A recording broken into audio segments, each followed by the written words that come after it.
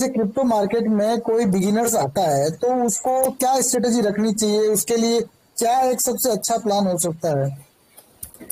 Strategy आपको सबसे पहले तो आपको अपना ना इमोशन लेस ट्रेडिंग के लिए बिल्कुल इमोशन छोड़ने पड़ेंगे, त्यागने पड़ेंगे। सपोज अच्छा। आपका लॉस हो रहा है तो आप अपनी गलती शांति से एक्सेप्ट करो कि हाँ जी ये मेरी टाइमिंग गलत थी, मैंने गलत जगह एंट्री ले ली। अब मेरे को ये हम्म। ऐसा देकर सपोज आपने 500 रुपए इन्वेस्ट किए तो आपको 50 रुपए का लॉस लेकर आप निकल जाओ वहां से। 100 का टारगेट लो, अब मतलब जितना भी आप रखो ना रिस्क टू रिवॉर्ड, आपका जितना भी लॉस हो उसका दुगना आपको प्रॉफिट हो तभी आप एंट्री लो, वरना आप एंट्री मत लो।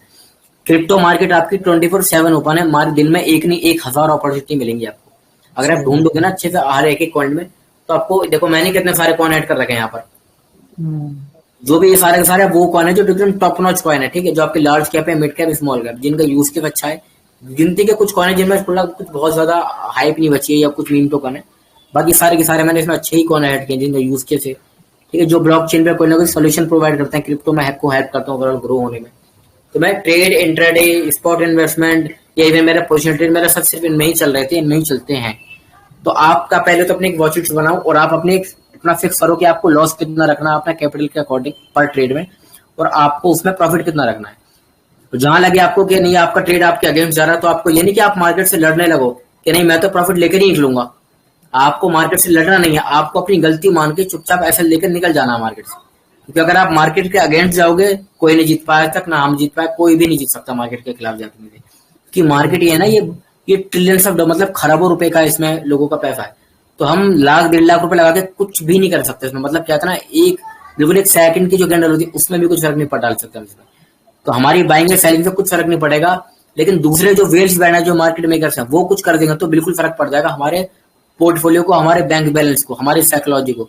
तो आपको इमोशनल लेस ट्रेडिंग करनी पड़ेगी। आप इमोशन को बिल्कुल नहीं डालोगे इसमें कि नहीं भाई मेरा लॉस हो रहा, कोई नहीं मैं उसको कोशिश करता हूँ अपने लिक्विडेशन को यहाँ पहुंचा दूंगा, यहाँ आ गई तो आके नहीं भाई यहाँ पहुंचा दूं, यहाँ पर आ गए तो आपने 1 लाख पे पहुंचा दिया, नहीं, कल को वो यहाँ भी आ जाएगा तो आप पता लगे आपके 100 रुपए के चक्कर में ना आपने 1,000 अपने खो दिए, और हाथ आपकी तब भी आपके कुछ आया नहीं।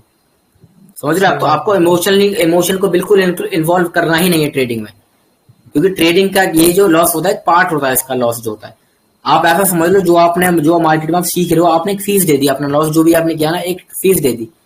आप कॉलेज में जाके कोई डिग्री के लिए आप पढ़ते हो, डॉक्टरेट करते हो, कुछ भी आपने किया तो आप वहां भी तो आपने फीस दी ना, एक डॉक्टर कोई भी क्रिया है ना, डोनेशन फीस काफी कुछ देते हैं। सही तो यहाँ बात पर है। लोगों को लगता है कि लोग आएंगे अपना कुछ पैसे डाले 2-4 दिन में, हफ्ते 10 दिन, महीने में सीख के एकदम ट्रेडर बन गए, ऐसा नहीं होता।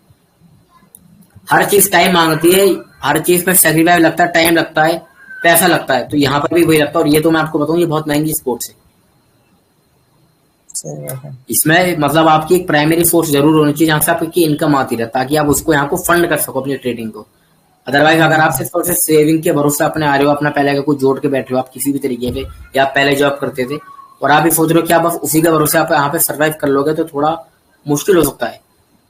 ठीक है, अगर सही आप बात ट्रेडिंग है। साइकोलॉजी को फॉलो नहीं करोगे तो पूरे चांसेस है कि जो भी आप लेकर आओगे अमाउंट, मार्केट उसको भी, कैपिटल को भी खा जाएगी आपके, और आपको बिल्कुल खाली कर देगी। आपके पास जब कैपिटल ही नहीं बचेगा ना, तो सपोज आप एग्जाम्पल ले लो कि आप ऐसी जंग में कूद के जहां पे आपके पास गन तो है बट उसमें बुलेट्स नहीं है, क्या करोगे आप? जीत ही नहीं सही बात सकते, है। डिफेंड नहीं कर सकते आप खुद को। गन है बट बुलेट्स नहीं है, तो वैसे ही हाल है। आप ट्रेडिंग में तो सीख तो गए हो, आपको ट्रांजेक्शन समझ में आ गया कि सपोर्ट टूट रही है तो निकल जाना है, रेसिस्टेंस ब्रेक हो रहा है तो ठीक है मैं आपसे अब हमारा ब्रेकआउट मिल सकता है। बट अगर आपके पास कैपिटल नहीं है ना, तो फिर कोई फायदा नहीं इतनी नॉलेज का, वो सारी न की सारी नॉलेज जीरो है। अगर आप क्या, और आप सबसे इंपॉर्टेंट होती है साइकोलॉजी। अगर आपका एसएल जा रहा है तो आप एसएल दो मार्केट को।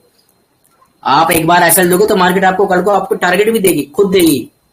क्योंकि ये ऐसी सही बात बात नहीं, है। अगर लोग पेशेंस के साथ अपने रूल्स के साथ स्टिक स्टिक होकर अगर ट्रेडिंग करें ना, तो मार्केट रिवॉर्ड भी देती है पेशेंस वालों को।